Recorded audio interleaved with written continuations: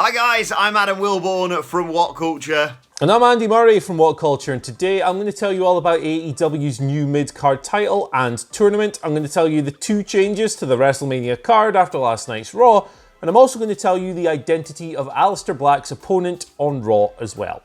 Plus, major developments about when Roman Reigns is going to be returning to WWE. Are many WWE wrestlers set to miss out on their WrestleMania bonus? And we finally found out who threw the pie at Kevin Owens. This is the news. But we are going to kick things off with the only thing we can really kick things off with today. It's the AEW TNT Championship. This came 24 hours after Cody teased a fun announcement that a lot of people had been clamoring for on social media. Well, AEW came through last night with the announcement. There's an official press release on their Twitter page, a picture of a tournament bracket. Basically, the TNT Championship is a thing, and they're holding an 8-person single elimination tournament to crown the first champion, with the finals going down on at Double or Nothing on the 23rd of May. If that indeed is possible, given the current situation.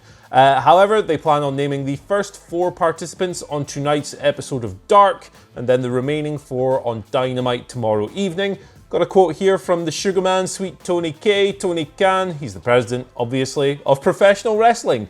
He said, "I'm glad to be able to announce the TNT Championship. It's only fitting that the champion and the title belt will carry the logo of the globally respected TNT brand, and that they'll represent not only AEW but also great quality programming, massive reach, and the storied history in wrestling, in the wrestling business that are all associated with TNT." So effectively, they're going for a TV championship by the sounds of things.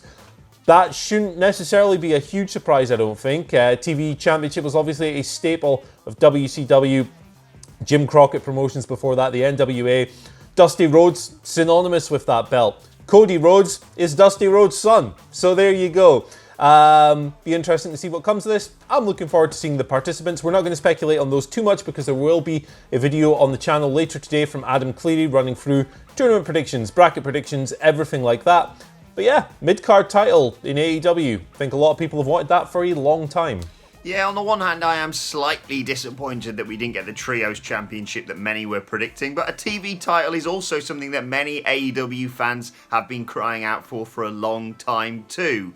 Yes, the argument can be made that mid-card titles nowadays just showcase the people who you can guarantee aren't going to be anywhere near the main event. But if AEW, as they have done with many things within wrestling, can fix something and showcase it as a way to demonstrate the amazing series of talent they have up and down the card, maybe use it as a stepping stone to get up to that main event, then I'm all for it. And I've seen people predicting the final as things like Darby Allin versus Sammy Guevara. As you mentioned, Adam Cleary's going to run through potential participants a little bit later on today, but I'd be down for something like that.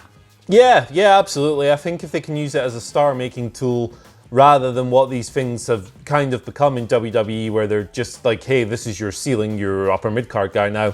A lot of getting used to AEW has been cleansing the kind of brain rot, I've heard a lot of people call it, when it comes to WWE. Things like, all distraction finishes and all this stuff. Things that you've been watching on American wrestling for 20 years without competition.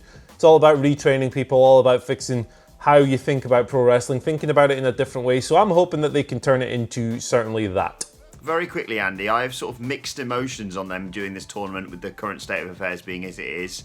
I want to see this tournament happen, but I really kind of want to see it in front of fans. What do you reckon? Yeah, I'm the same, but I think it's a situation like with the idea of postponing WrestleMania. There's no good solution. There isn't one. There's not a... I don't necessarily think either is better than the other, because if you postpone it, we end up in a situation where we have no idea when live crowds are going to be back. Could be 3 weeks, could be 3 months, could be even longer than that. So in situations like this, while there's plenty to pick apart, I'm inclined to just go with whatever the promotions think is best. Exactly. Let's just wait and see. But you mentioned WrestleMania there. Interesting developments about when Roman Reigns can be could be returning to WWE following WrestleMania. Of course, he announced last week that he wasn't going to be participating. He's immunocompromised because of his previous leukemia, of course. He issued a statement on Instagram on Monday saying, "For all my fans, I'm sorry I didn't get to compete this year and put on a show and entertain, but sometimes things are more important. I had to make the choice for me and my family. No matter what, you already know the deal, man. I'm ready to get back to work, and I'm just taking these times, this little bit of time we have, to build up the outside and come as close as possible to perfecting the inside." Astonishing that some people actually criticised Roman Reigns for putting his health first here. What are you doing? You're the worst people in the world. But really interesting developments coming from Dave Meltzer that Roman Reigns may not be returning for WWE for quite some time. It's not the case that he's just going to be gone until WrestleMania sort of passed by.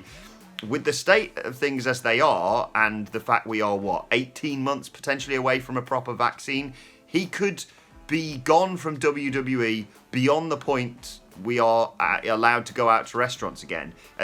As we've said, the reason why he's not doing this, not returning to wrestling or not competing at WrestleMania, is because of his weakened immune system.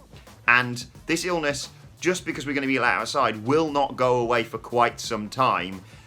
So we might not see him, for a year in WWE. There's no way of putting a date on this, Andy Murray. Yeah, it's impossible to tell.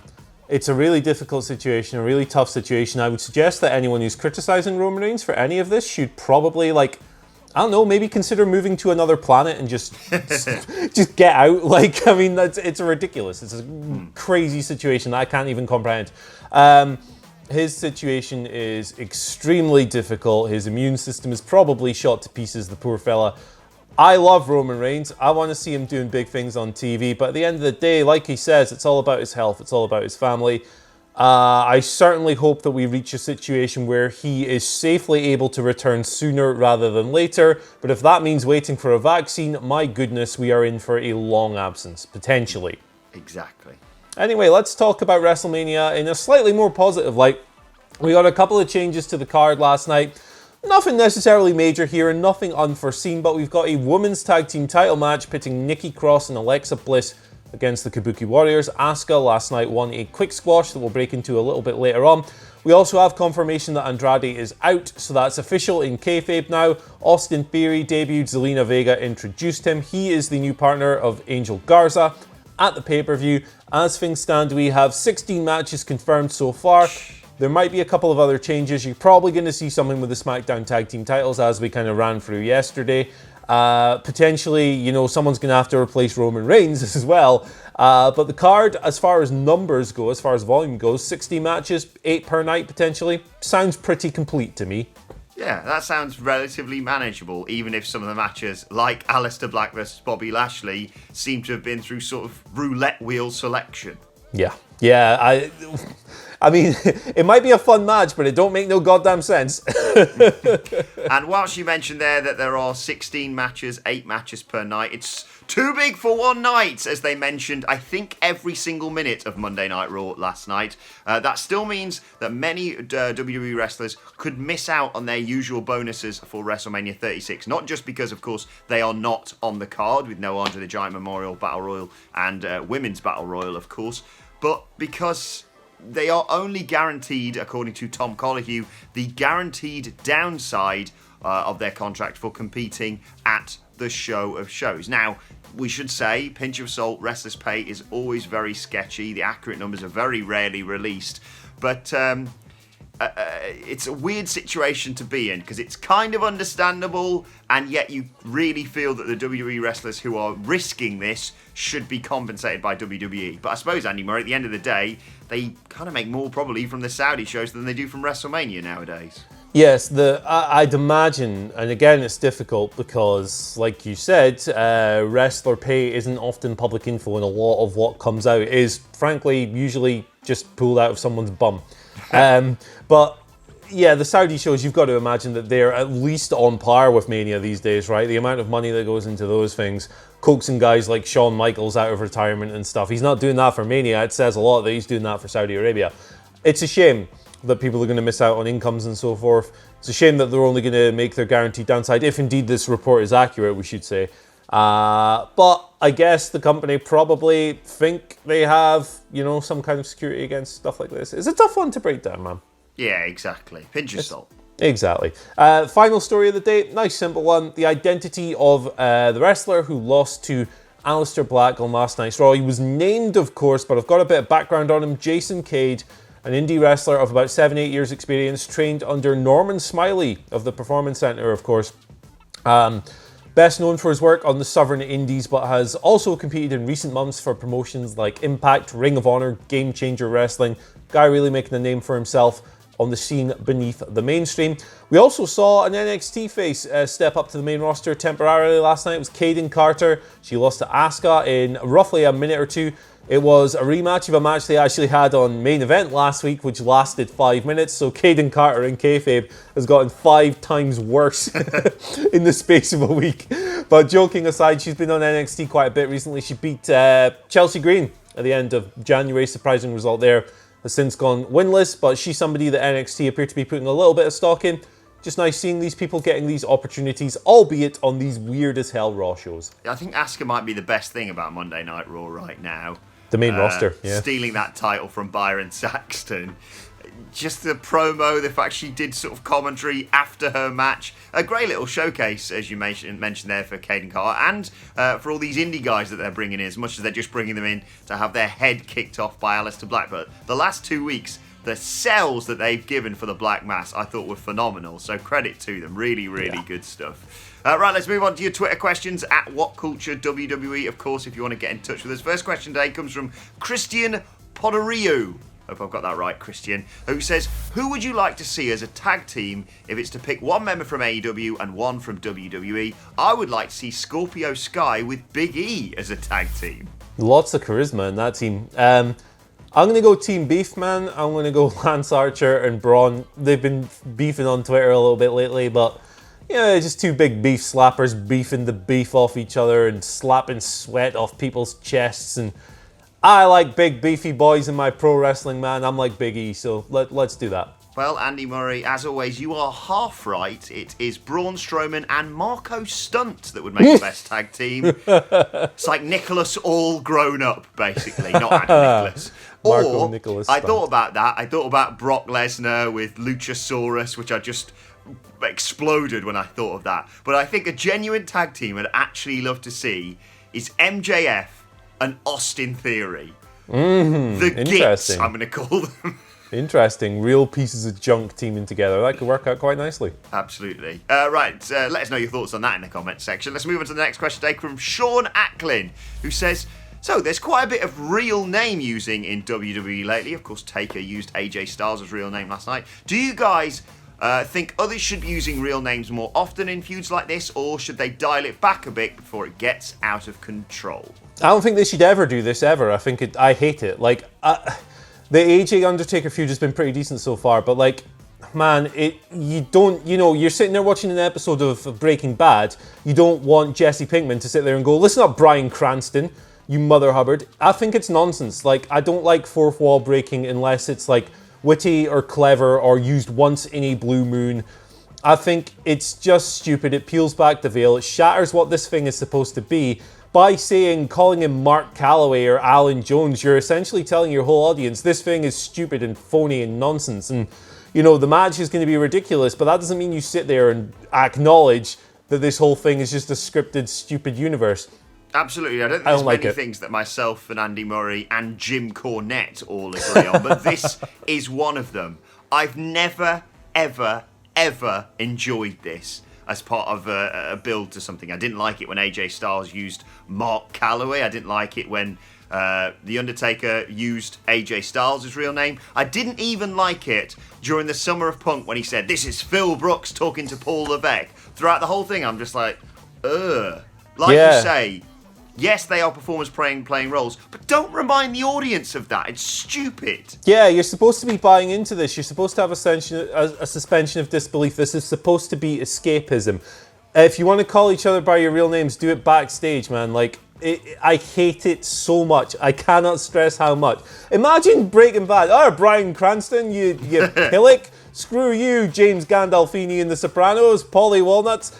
That's not his real name, but you know what I mean. It yes. Sucks.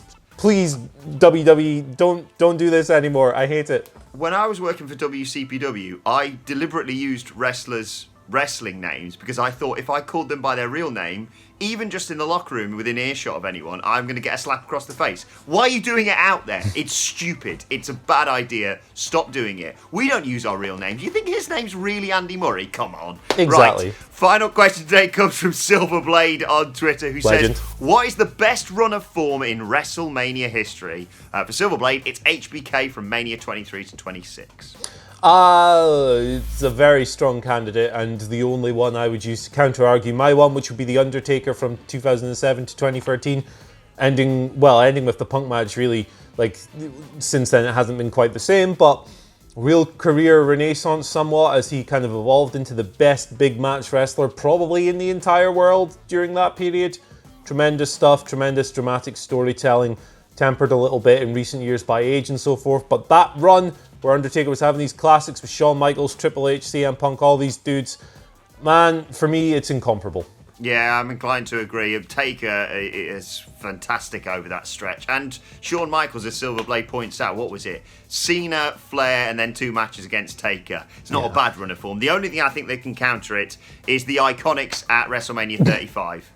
Yep. I mean, it's not really a run, it's just sort of a single WrestleMania, but I'm still going to say it. 10-minute right, let's run. move on to today's and we finally found out the identity of who threw the pie at Kevin Owens. It's one of the longest, biggest whodunits in WWE history. Of course, it happened on the July 4th, 2016 edition of Monday Night Raw. He got hit by a pie. Speculation was rife as to who that threw it. It's been teased and teased and teased. But Kevin Owens appeared on the fantastic AJ Awesome show to chat to 10-year-old AJ and revealed the person who threw the pie at Kevin Owens was Vincent Kennedy McMahon.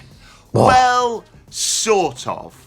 Owens said, the only answer I can give people is that in the end, even if it wasn't him who physically did it, the one who ultimately threw the pie at me is Vince McMahon, and never a truer word spoken there.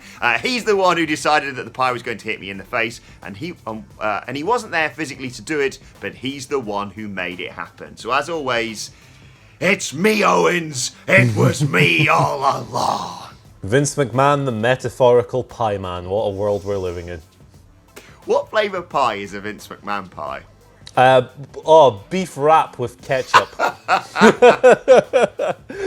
Let us know in the comments. And let us know your thoughts on all of today's news stories in the comments section below. Don't forget to like, share, and subscribe. And subscribe to WhatCulture Wrestling on either iTunes, Spotify, or wherever you get your podcasts from for daily wrestling podcasts. Myself and the Dadley Boys are going to review Monday Night Raw a little bit later on today. Plus, let us know your thoughts and Twitter questions on Twitter at WhatCultureWWE. Watch there, follow both of us. You can follow Andy Murray at Andy H. Murray. Similar to yesterday, the H stands for House Party. Download the app, stay in touch with your friends while we're all locked in these little boxes.